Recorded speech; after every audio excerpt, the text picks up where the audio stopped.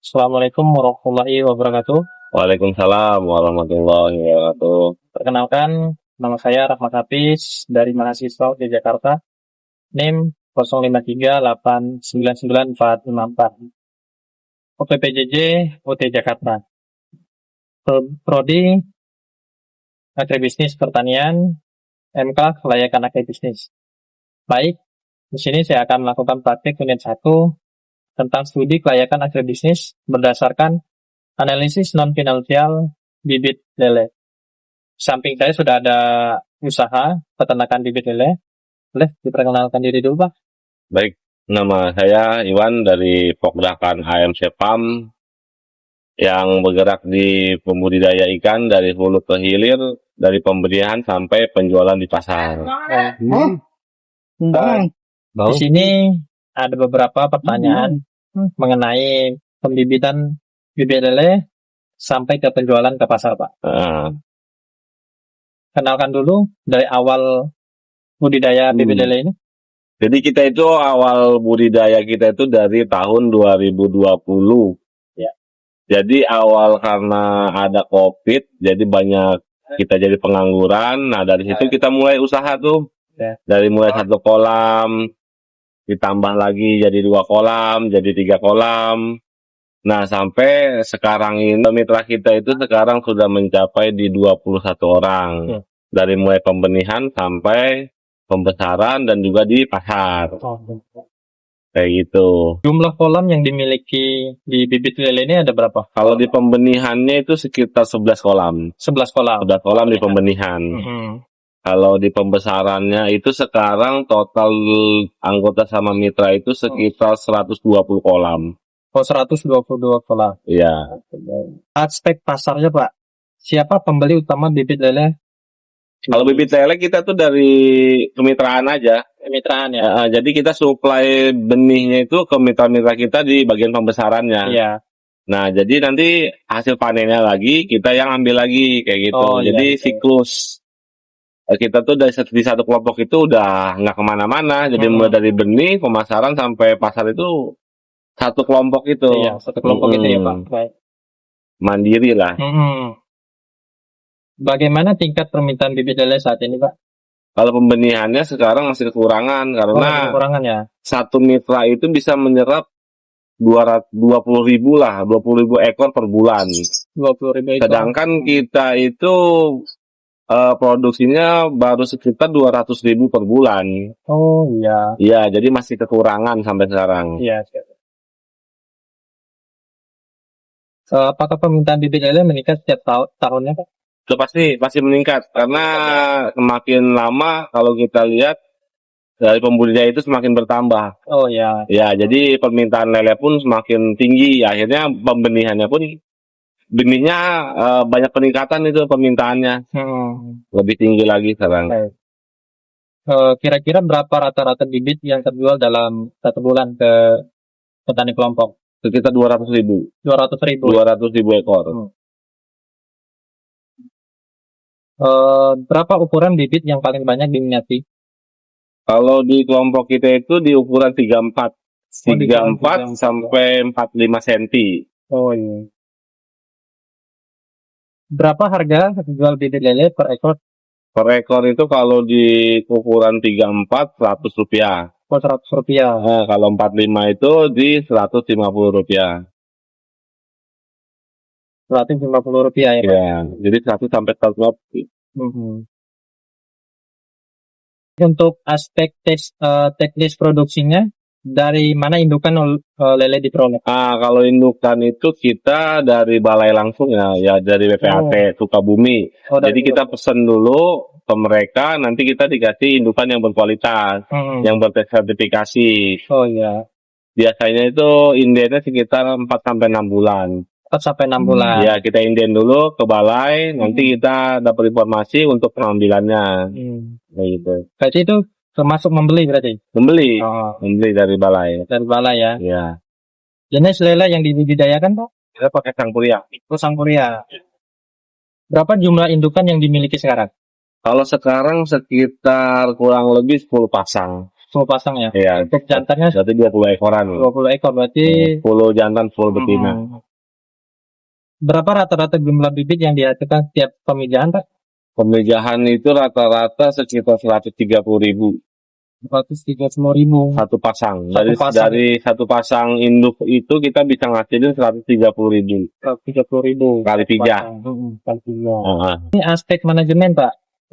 Siapa yang mengelola usaha sehari-hari? Kalau manajemennya kita sendiri, Berarti kita sendiri yang Bapak Iwan sendiri mengelola ya. Pengaturan dari mulai pakan sampai panen itu saya atur sendiri, saya kelola sendiri. Berapa jumlah tenaga kerja yang digunakan, Pak, di bibit lele itu? Kalau di benih itu satu aja udah cukup. 1 orang ya? 2 orang lah sama saya. 2 orang dengan Bapak ya. Bagaimana sistem upah tenaga kerjanya?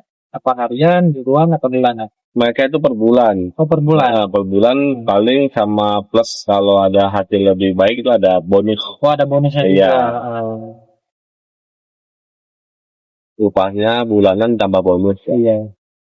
Apakah usaha yang Bapak miliki ini punya pencatatan keuangan? Punya. Punya ya. Aspek hukum, apakah usaha memiliki izin usaha, Pak? Kita punya ada NIB, kita juga punya SK dari kelurahan, kita juga punya sertifikasi dari kementerian. Oh iya. Berikutnya, apakah tergabung dalam kelompok budidaya ikan? Masuk tadi ya, kita tergabung karena kita sendiri ketuanya. Iya, Bapak Iwan sendiri itu ketuanya ya. Apakah pernah mendapatkan bantuan atau pelatihan dari pemerintah? Pernah. Oh, pernah ya. Seperti apa, Pak, kalau bisa dijelaskan? Kalau pelatihan itu kita pernah juga ada di kelurahan, ada di PT, di PT Negasari, di PT di Gedung Cisadane. Kalau bantuannya itu ya biasanya pelet, terus ada juga indukan dari balai, kita dikasih juga ada. Paling kayak alat-alat sama penunjang. Biasanya sertifikasi itu dibantu. Untuk sertifikasi kelayakan air, IPAL, sama kandungan ikan itu sendiri, kita ada bantuan dari dinas. Oh, ada bantuan dari dinas. Iya. Untuk berikutnya tentang aspek sosial dan ekonomi. Apakah usaha butik lele membuat pendapatan keluarga? Sangat membantu, ya. Sangat membantu. Apakah usaha ini membuka lapangan kerja bagi masyarakat sekitar? Oh, itu jelas. Jelas ya, Pak. Bagaimana hubungan usaha dengan masyarakat sekitar, Pak? Ya, selama ini nggak ada masalah. Nggak ada masalah ya? Baik aja ya, Pak? Baik-baik aja. Untuk aspek lingkungannya, apakah air limbah kolam dibuang langsung ke lingkungan? Kita pembuangan IPAL-nya itu ada saluran khusus. Jadi diserap oleh tumbuhan-tumbuhan air. Berarti tidak dibuang ke lingkungan ya, Pak? Nah. Bagaimana cara mengelola limbah tadi, Pak?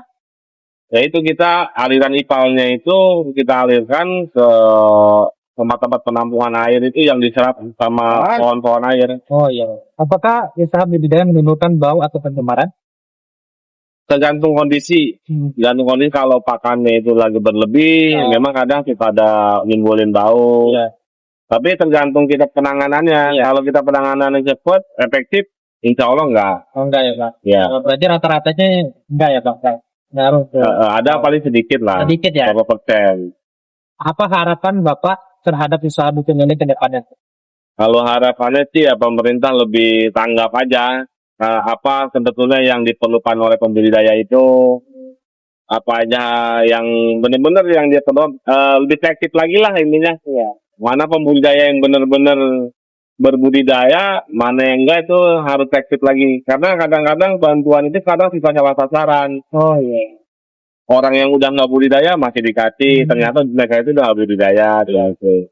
Jadi akhirnya mereka pakannya dijual sendiri, dijual lagi bukannya digunakan gitu. Jadi dari bahan bisnis bagi mereka ya? Ya, akhirnya kayak gitu. Makanya harapannya itu pemerintah lebih efektif lagi dan lebih ditambah lagi lah. Oh, bantuan-bantuannya yang lebih berguna buat kita gitu. Apa saran Bapak untuk mengembangkan usaha budidaya lele? Apanya? Saran dan mengembangkan budidaya lele. Kalau saran kita sih yang penting niat dulu. Kalau udah niat kita nggak gampang nyerah, Ya, sama apa ya, komitmen aja. Komitmen sama konsistennya aja yang diperbaiki itu. Pasti insya Allah ada hasilnya. oh iya. Baik, ini saja untuk pertanyaan dari saya, Pak. Nah, Terima kasih banyak tentang waktunya teman-teman saya mewawancara Pak mengenai pendidikan lele. Banyak. Waalaikumsalam warahmatullahi wabarakatuh.